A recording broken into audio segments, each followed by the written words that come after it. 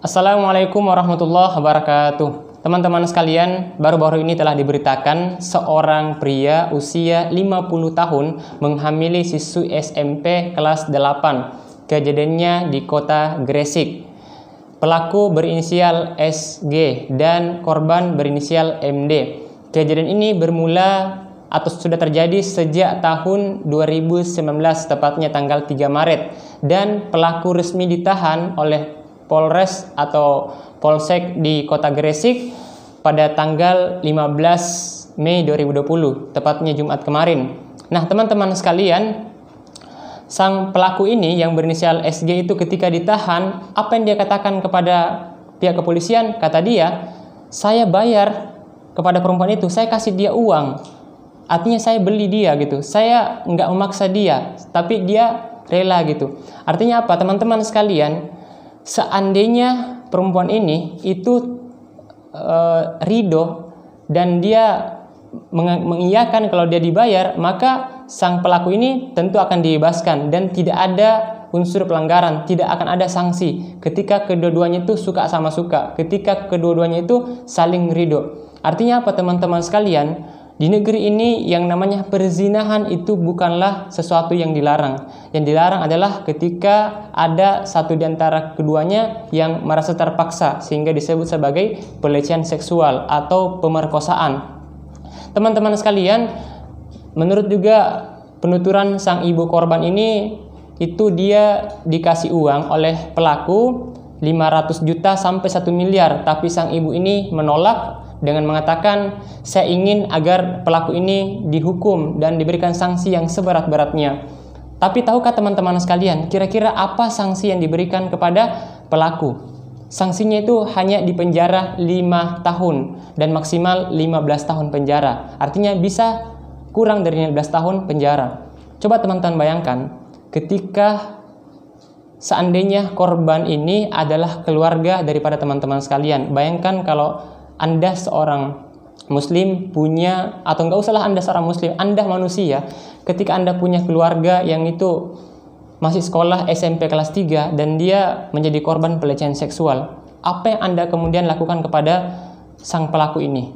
Apakah Anda kemudian merasa ridho? Apakah Anda terima ketika hukumannya hanya di penjara 5 tahun sementara kehormatannya telah dinodai? Tentu kita sebagai manusia nggak akan pernah ridho dengan hal tersebut. Tapi itulah hukuman di negeri ini, tidak akan pernah memberikan efek jerah kepada pelaku. Sangat jauh berbeda teman-teman sekalian dengan hukum dalam Islam. Dalam Islam itu hukumannya bersifat memberikan efek jerah. Dalam fikih Islam disebut sebagai zawajir dan jawabir, sebagai pencegah dan penembus dosa. Ketika pelaku yang sudah menikah melakukan perzinahan disebut sebagai pezina muhson.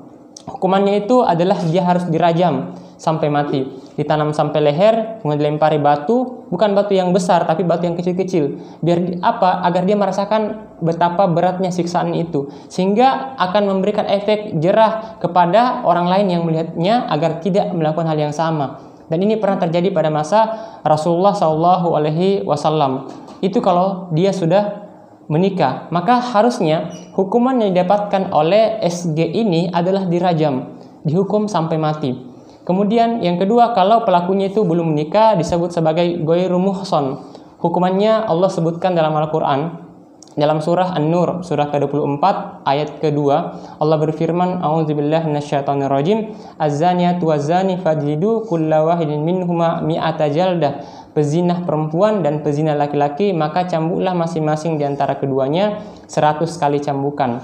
Nah, teman-teman sekalian, seandainya hukum ini yang diterapkan di tengah-tengah masyarakat, maka ini akan memberikan efek jerah kepada pelaku. Bukan hanya itu, juga sebagai penembus dosa. Ketika nanti di akhir kelak nanti, orang itu nggak lagi dihukum oleh Allah Subhanahu wa Ta'ala atas dosa yang telah dia perbuat di dunia, karena telah mendapatkan sanksi daripada Allah Subhanahu wa Ta'ala. Itulah hukum Allah Subhanahu wa Ta'ala. Nah, teman-teman sekalian, sekedar informasi, bagaimana awal mula kejadian kenapa sampai perempuan ini itu dilecehkan kehormatannya. Sekitar setahun yang lalu atau di tanggal 3 Maret 2019 itu istri daripada pelaku ini itu meminta si korban MD untuk datang mengambil kue di rumah SG. Saat itu datanglah anak tersebut. Ketika datang di sana, ternyata di rumah itu hanya ada SG seorang diri, tak ada yang menemaninya. SG ini punya 2 anak perempuan. Namun saat itu entah dia kemana anaknya ya, kita nggak tahu dan nggak juga kita cari tahu. Nah saat itu anak ini masuk dalam rumah dan saat itulah SG ini memaksa si MD untuk kemudian menyerahkan kehormatannya. Dan setelah dilecehkan kehormatannya, dia diberikan uang 100.000 atau dibayarlah. Anak ini terpaksa menerima uang tersebut. Kenapa? Karena anak itu diancam ketika dia membocorkan. SG ini berkata kepada anak tersebut, kurang lebih seperti ini, ketika kamu membocorkan rahasia ini, maka ibumu akan meninggal dunia, atau dalam artian ibu Anda akan saya bunuh.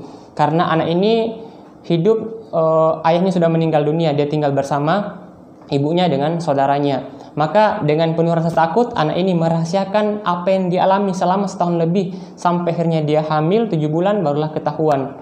Dan SG ini awalnya dia tidak mengakui, tapi karena bukti yang sudah cukup kuat, akhirnya dia ditahan. Nah teman-teman sekalian, sebenarnya kita bisa belajar daripada apa yang terjadi pada MD ini, bahwa teman-teman sekalian, SG ini melakukan pelecehan seksual bukan hanya semata karena adanya kemauan atau keinginan, tapi karena adanya kesempatan. Itulah kenapa dalam Islam Allah Subhanahu wa taala telah melarang dengan tegas aktivitas berkhalwat, berdua-duaan.